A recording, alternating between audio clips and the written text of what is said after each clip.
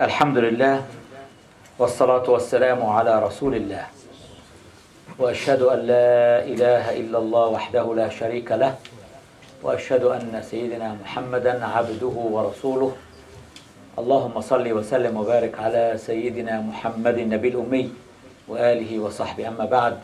My dear brothers and sisters, my dear children, Assalamu alaikum wa rahmatullahi wa barakatuh. In few days, inshallah, millions of people will be performing their Hajj. And I pray to Allah subhanahu wa ta'ala that He will accept their Hajj and He will forgive all their sins, save them from the hellfire, bring them back safe, inshallah. And there are still some more are still here who are going next week, inshallah. So please remember us in your dua, inshallah. When we talk about Hajj, we cannot forget to talk about Prophet Ibrahim alayhi salatu wassalam and his son Ishmael.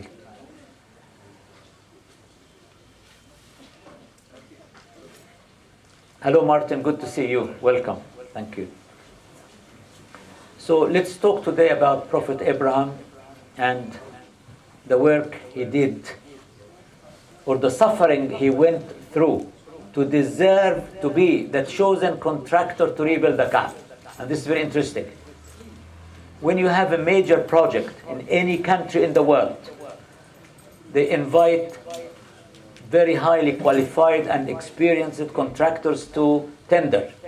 They put their pre-qualification documents, and there will be a committee which will look into their previous work, and they will say, he is a good contractor, he can be chosen to construct or build this project. Now, what made God choose Abraham and his son Ishmael to build or rebuild the Kaaba? Because the Kaaba was on earth from the very beginning, before the creation even of Adam and Eve. And then it was destroyed during the flood at the time of Noah and rebuilt by Ibrahim and Ismail. The word Kaaba comes from what? Cube, muka'ab, exactly. So the English word cube, the origin of the word is an Arabic word Kaaba. Kaaba makes into a cube. Omar, do you know how to stop the echo, please? You don't. Muhammad, can you stop the echo, please? So, Prophet Ibrahim ﷺ went through major tests all his life. Now, who can remind me of some of the tests he went through when he was a young boy? What was some of the tests he had to go through when he was a young boy? He was thrown into the fire. Yes. Why was he thrown into the fire? The idols. Okay, fine. So Prophet Ibrahim ﷺ was a troublemaker according to his people, even according to the king at his time. So Prophet Ibrahim challenged his people in a very practical way to show them that the idols they are worshipping cannot do anything to them, no benefit and no harm. He was thrown into the hellfire, and Allah commanded he was thrown into a man-made fire, and Allah commanded the fire to be قُلْنَا يَا نَارُ كُونِي بَرْدًا وَسَلَامًا عَلَى إِبْرَاهِيمَ. We commanded the fire to be cool and a source of peace on Ibrahim. And Ibrahim came out of the fire intact. No harm came to him. When the king called him and he said, Ibrahim, you are a troublemaker. You are making a lot of problems and denouncing our gods and our idols. And who is your God? He said, our God or my God is the one who gives life and takes it. قال ربي الذي يحيي ويميت قال أنا أحيي وأميت. What's the big deal? Your God gives life and takes life. I can do the same. Guards, call these two prisoners. The one who's supposed to be freed, kill him. And the one who's supposed to be killed, free him. You see, Ibrahim, I do exactly like your God. No difference between me and him when it comes to life and death. Ignorant king, ignorant. So Ibrahim said, my Lord brings the sun every day from the east. Can you bring it from the west? فَبُهِتَ الَّذِي كَفَرَ. The unbeliever was fully defeated because they were pioneers in astronomy. Pioneers in heavenly bodies, sciences. How would you get the sun to rise from the west? What should you do? What would happen to the earth? Rotation, exactly. So the earth must come to a complete standstill, yes, and then start to rotate in the opposite direction. Ibrahim knew that this is going to happen, that the sun will rise from the west. He knew that. And that's what is going to happen. A sign for the day of judgment, when the sun rises from the west. And because of the size of the earth, it will take, according to the authentic hadith, 1 full year to complete the first rotation. And then the second day will be 1 month, and then 1 week, and the rest of the days will be like your normal days, as the Prophet ﷺ told us in the authentic hadith regarding Al-Masih al-Dajjal, the false Messiah. So Ibrahim ﷺ left his people. He married Sarah and he left his people. And he immigrated. He left the land of Canaan.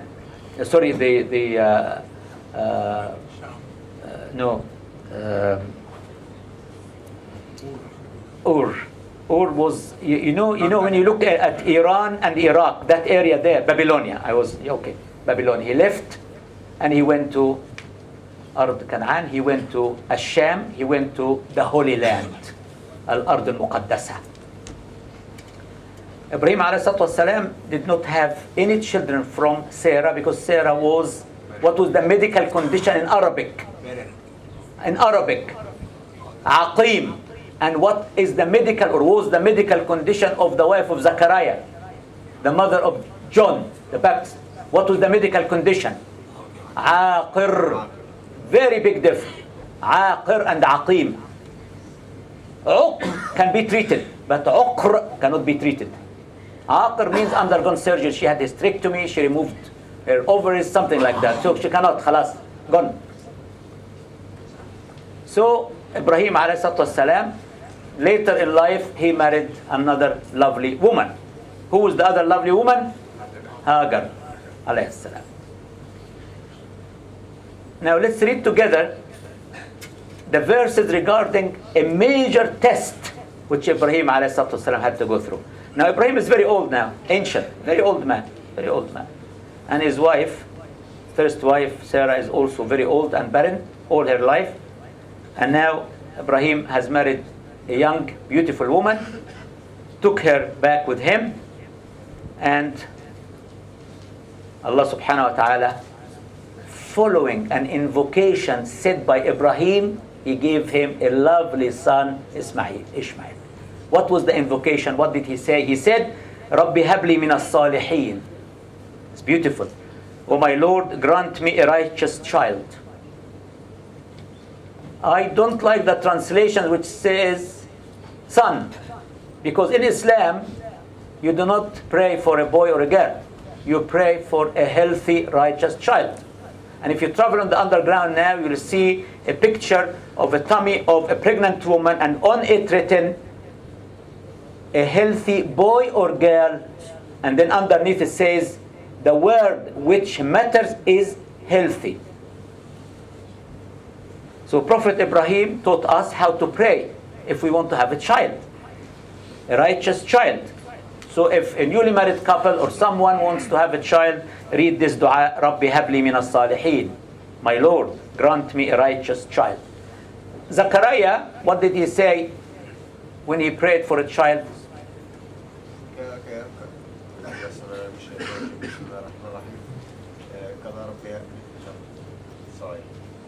هب لي من لدنك ولي ثني وارث آل يعقوب واجعله ربي رضي. Very good. شكرا. Thank you. Okay. Another dua. ربي لا تذرني فردا وأنت خير الوارثين. My Lord, don't leave me alone on my own, and you are the best inheritor. So if a woman expecting a baby, or a man, family wants to have a child, remember to repeat the invocation of these prophets, because Allah accepted them. Inshallah, he will accept from you.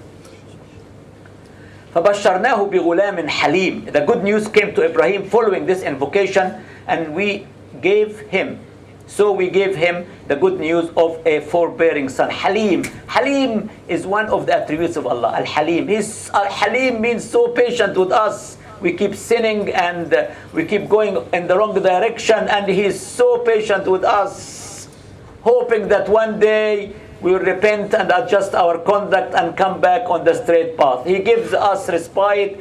He is so patient. Halim, forbearing son. It refers to the patient way in which both father and son cheerfully offer to suffer any self-sacrifice in order to obey the command of Allah. The title is also applied to Ibrahim. Ibrahim Halim and Ismail Halim. Both of them. The Quran tells us these are some of the attributes of both of them. Could you please move forward, everybody, please? Everybody, please. Now, imagine a very old man like Ibrahim, who was 100 years old. Can you imagine 100 years old when he had his son Ismail? Now Ismail, a baby, a lovely baby. And the love of Hagar and of Ismail started to occupy the heart of Ibrahim. So Ibrahim now is so attached to the wife, the new wife, and the new child.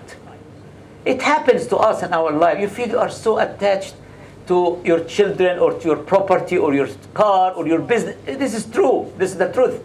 And it starts to occupy our hearts, becomes part of us. It controls us up to a point. You do everything to satisfy your children. You do everything to satisfy your wife. You do everything to satisfy your business. Unfortunately, this is reality. We all suffer from it, including myself. Ibrahim a.s. went through the same phase. So Allah subhanahu wa ta'ala said, Ibrahim, take your wife, Hagar, take your son Ismail, and go all the way from the Holy Land, such a beautiful, prosperous area, to a barren land. Where was the barren land? Was in Mecca. In Mecca. The name mentioned in the Quran is Mecca, comes from the peak. Mecca. Ibrahim takes his son and his wife, and he gave her his mobile, and he applied for Wi-Fi in Mecca at that time, and he said to her, we will actually talk to each other and we'll Skype on daily basis. Can you imagine? Can you imagine? So he left them there under a little, very, very small tree. Dawha. Very small. She looked at him and said, Ibrahim, are you leaving us here? Where are you going? Has God commanded you to do that? He said, yes. She said, don't you worry, go. Allah will look after us. My goodness. Imagine if you do this to your wife. Imagine, I want you just to imagine. The in-laws will be in and you will be in trouble. You will be out. The in-laws will be in and you will be out. Could you please move forward, please? So we talk about a great, imagine the pain when Ibrahim was leaving Hagar. My attachment to my grandchildren is unbelievable. Unbelievable, more than to my own children. And if I don't see my grandson or my granddaughter, it is so painful. Imagine this man had to come all the way and leave Hagar and Ismail, a baby, on their own with a little bag of dates and a little bottle of water. That's all. Ibrahim ﷺ, a very famous invocation. رب إني أسكنت من ذريتي بواد غير ذي زرع عند بيتك المحرم ربنا ليقيموا الصلاة. Oh my goodness. Oh my Lord. I have made some of my family dwell in the vicinity of your holy site, in a valley with no vegetation. ليقيموا الصلاة. The main reason to establish prayers. ليقيموا الصلاة. فاجعل أفئدة من الناس تهوي إليهم. Please make the hearts of people fall into love with them. It has two meanings. Af'ida, fu'ad means heart, and fu'ad also means groups. Tahwi, fall in love, or come from a high place into the valley of Mecca. وَارْزُقْهُمْ مِنَ الثَّمَرَاتِ لَعَلَّهُمْ يَشْكُرُونَ. And provide them with sustenance. They may give thanks, may be grateful. Hagar, may God's peace be upon her, she did not apply to the local social security office. There's housing benefits. What's wrong with you? Child benefits, food coupons, TV license. She didn't do any of this. But what did she do? She had full confidence in the one true God. She said to her husband, go. He will not leave us alone. He will look after us.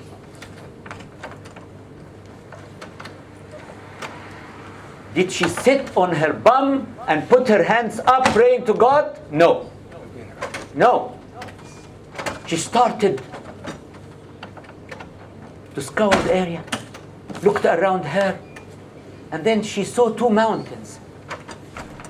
One is called As-Safa, and what's the name of the other one? Al-Marwa. What did she do? She went all the way up so that she can see more, and she came down, and at certain area she was running, and the rest of the area she was walking. She came to the other hill, went all the way up, and did this 7 times. What is this called in our rituals? السعي بين الصفا والمروة. إن الصفا والمروة من شعائر الله فمن حج البيت أو اعتمر فلا جناح عليه أن يطوف بهما ومن تطوع خيرا فإن الله شاكر عليم. Allah subhanahu wa ta'ala, He made السعي, walking between these two hills, a compulsory part of our Hajj and Umrah. Can you imagine? In memory of Hagar, in memory of the great woman who submitted herself fully to the command of Allah subhanahu wa ta'ala. And what happened? She heard a voice, and she said, Sah, Sah.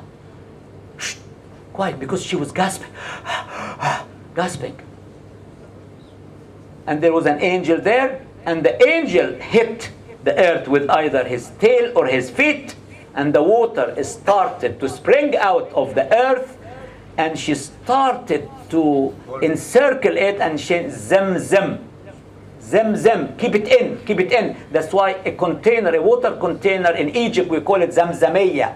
Zamzamiyya is the name of a water container to hold the water. Prophet ﷺ says in this hadith, he says, Ghafar Allah, may Allah forgive Hagar, if you would have lit the water, it would have been a big lake. What is the source of the water? The well. How many years we've been drinking from it? Over 7,000 years now, yes? From the time of Ibrahim until now we are drinking from Zamzam. And what did the Prophet say about this water? Zamzam lima shuriba lah. For whatever reason you drink Zamzam, inshallah you will get it. Whether you drink it for health, you drink it for wealth, you drink it for forgiveness, you drink it for whatever reason, Allah subhanahu wa ta'ala will accept. So now, if there is water, what will happen? There will be people then coming. Because water is a very important element for life. Without water, there will be no life. So now in this place, suddenly we have water. Tribes came and settled. Ismail now is a big boy. Ibrahim used to visit them regularly on EasyJet, most probably as well. Yeah. And what happened? He is now a little boy, beautiful. You know, the feelings of the father towards him is on the increase. So Ismail now, oh my goodness, is occupying the heart of the father. So the command came.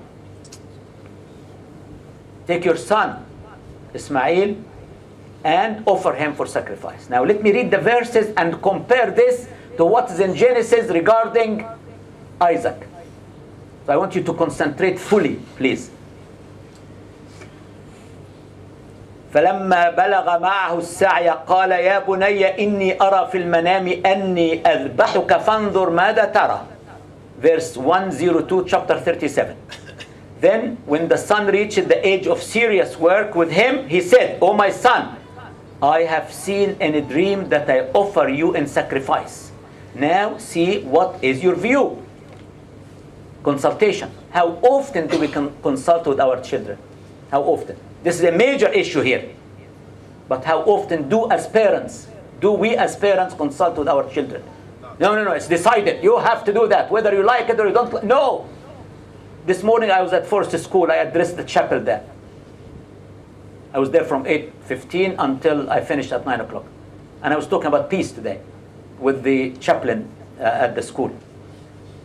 And one of the interesting things he was telling me today, because we need to learn from each other, he said, I took my children to open day at different schools. And I let the children decide which school they want to go to. And this is beautiful. He didn't even impose the school on the child. He said, my children saw things which I did not see.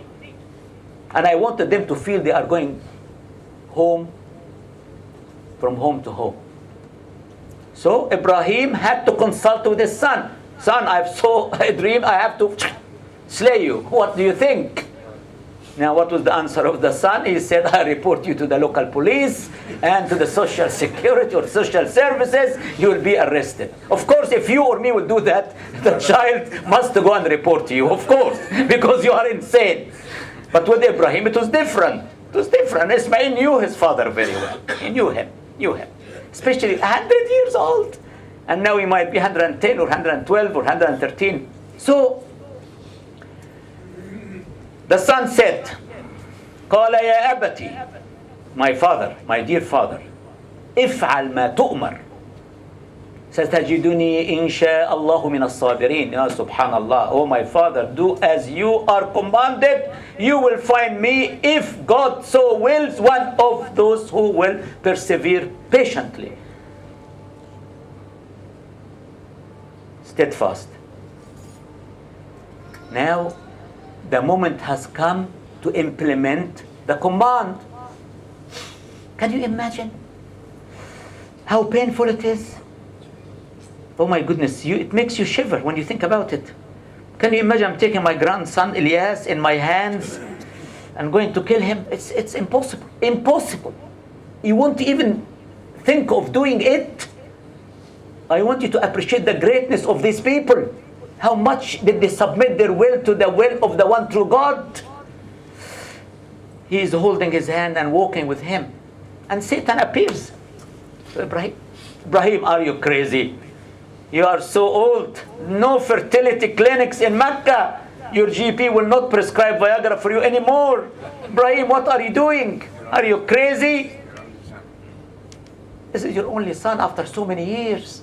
Ibrahim simply picked up a pebble, threw it at Satan, and Satan was completely defeated. In one opinion, Satan appeared to Ismail, the petit, the little one, and appeared to Hagar, the mother. Where is the mother? Excuse me, this is my son. Take my passport and go back to Pakistan. I leave you here.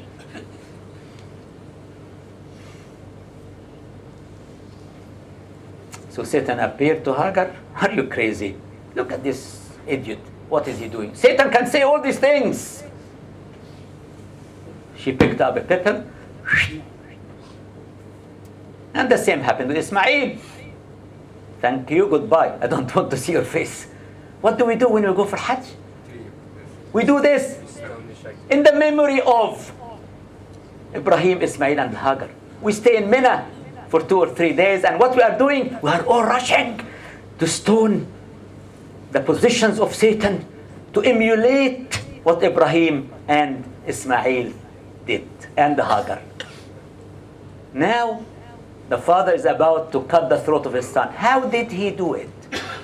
He could not put him on his back because he was worried that the eye contact would make him so weak, he won't do it. So he put him on his face.